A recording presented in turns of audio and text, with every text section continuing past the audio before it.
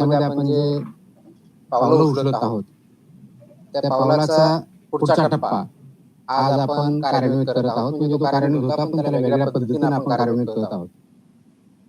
गेल्या 8-10 दिवसापूर्वी आपण HRE ऑर्डर काढली, हॉटेल्स, रेस्टॉरंट्स, इटरीच्या बाबतीतली ऑर्डर काढली आणि त्याबद्दलचं इम्प्लिमेंटेशन अक्रॉस महाराष्ट्र चालू आहे. त्याच्यावरती कारवाई होते आहे. आता त्याच्या पुढचं आपल्या अन्नामध्ये सर्वात महत्त्वाचा जो घटक असतो तो असतो दूध, मिल्क अँड मिल्क प्रॉडक्ट्स. त्या बाबतीत मी स्टार्टिंगला आल्यानंतर महाराष्ट्रातले जे दूध उत्पादक आहेत, मिल्क प्रॉडक्टवाले जे आहेत, ते प्रोड्युसर्स आहेत, यांची एक मीटिंग याच ठिकाणी घेतली होती आणि त्याच्यामध्ये आपली परिस्थिती काय आहे हे त्यांच्या निदर्शनास आणून दिलं होतं. कोणते रेग्युलेशन्स, रूल्स, स्टँडर्ड्स त्यांनी पाळायचे, कशा पद्धतीने पाळायचे याबद्दलही त्यांना प्रेझेंटेशन करून जवळजवळ 1 तास त्याच्यामध्ये चर्चा करून त्यांना मार्गदर्शन केलं होतं.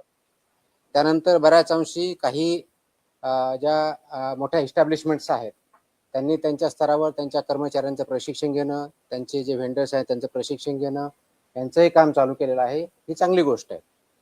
परंतु फक्त तेवढ्यापुरतं जाऊन आपल्याला थांबता येणार नाही. आपल्याला सर्वंकष जी इकोसिस्टम आहे, दूध प्रक्रियेमधली पूर्णपणे इकोसिस्टम अगदी प्रोड्युसर पासून म्हणजे फ्रॉम फार्म टू प्लेट म्हणजे कंझ्युमरच्या ताटात जाईपर्यंत फार्म टू प्लेट ह्या कन्सेप्टवरती आपल्याला काम करावं लागणार आहे.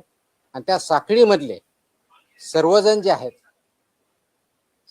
आहेत त्यांनी हे जे स्टँडर्ड्स आहेत ते पाळणं, ते इम्प्लिमेंट करणं आणि त्या अनुषंगाने त्या मानांकनानुसार तो प्रॉडक्ट तयार करणं, स्टोअर करणं, ट्रान्सपोर्ट करणं, प्रोसेस करणं आणि विकणं या सर्व गोष्टीवरती काम करावं लागणार आहे.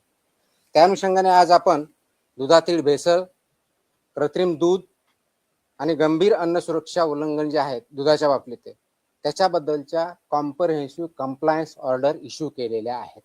जसं हॉटेल, रेस्टॉरंट, इटरीच्या बाबतीत केल्या होत्या तसं मिल्क आणि मिल्क प्रॉडक्ट्स याच्या बाबतीतले जे स्टँडर्ड्स आहेत, जे रेग्युलेशन्स आहेत, ते रेग्युलेशन्स सर्व साखळीमधले दूध उत्पादकापासून कंझ्युमरपर्यंत, फार्मपासून प्लेटपर्यंत हा जो कन्सेप्ट आहे इकोसिस्टमचा, त्या सर्व स्टेक होल्डर्समध्ये या पद्धतीने कॉम्प्रहेन्सिव्ह गाईडलाईन्स जे आहेत त्या आपण इश्यू केलेल्या आहेत. त्या कंप्लायन्स गाईडलाईन आहेत. त्या कुणाला बंदी घालण्यासाठी नाही तर त्या कंप्लाय करण्यासाठी आहेत. त्या करण्यासाठी आपण हे आजचे आदेश जे आहेत ते आपण इम्प्लिमेंट केलेले आहेत. हे आदेश इश्यू करण्यापाठीमागं जे आपल्याला सांगितलं त्याप्रमाणे दूध उत्पादकांना म्हणजे अगदी कलेक्शन सेंटरपासून, बल्क मिल्क कूलरपासून ते कोल्ड चेन मेंटेनपर्यंत ते प्रोसेसरपर्यंत, पॅकर्स पासून, ट्रान्सपोर्टर पासून सेलर्स पर्यंत यांना कोणते मानकाला नियम लागू आहेत. तर पहिला आता आहे ऑफकोर्स आपले जे रजिस्ट्रेशन किंवा लायसन्सिंगचे ते रूल 2011चे लागू आहेत. त्याचबरोबर अन्न उत्पादन मानके व अन्न संयोजके ज्याला म्हणतो तो पण स्टँडर्ड्स आणि रूल्स लागू आहेत.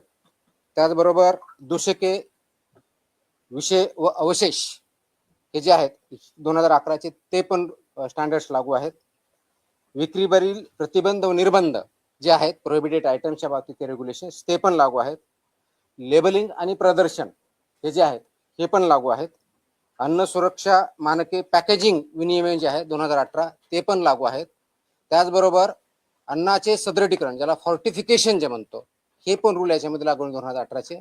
आणि जाहिरात आणि दावे हे पण रूल्स अँड रेग्युलेशन लागू आहेत. म्हणजे 8 प्रकारचे रेग्युलेशन्स फसाई ऍक्ट 2006च्या अंतर्गत जे आहेत आणि 2011चे रूल्स प्लस हे 8 प्रकारचे मिनिमम रेग्युलेशन्स हे प्रत्येक जणाला लागू आहेत.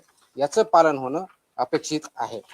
आता हे पालन करण्याच्या दृष्टिकोनातून हे कुणाकुणाला लागू आहे हा प्रश्न आपल्या समोर आलेला असेल. तो सर्वात पहिला जो आहे दूध संकलन केंद्र, कलेक्शन सेंटर जे असतात ते किंवा बल्क मिल्क कूलर्स यांना लागू आहेत. दुसरा आहे दूध शीतकरण सेंटर्स जे केंद्र आहेत, कूलिंग सेंटर ज्याला म्हणतो तिथं आहेत.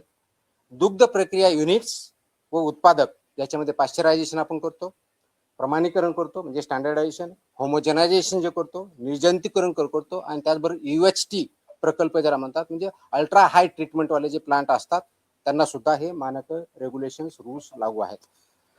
त्याचबरोबर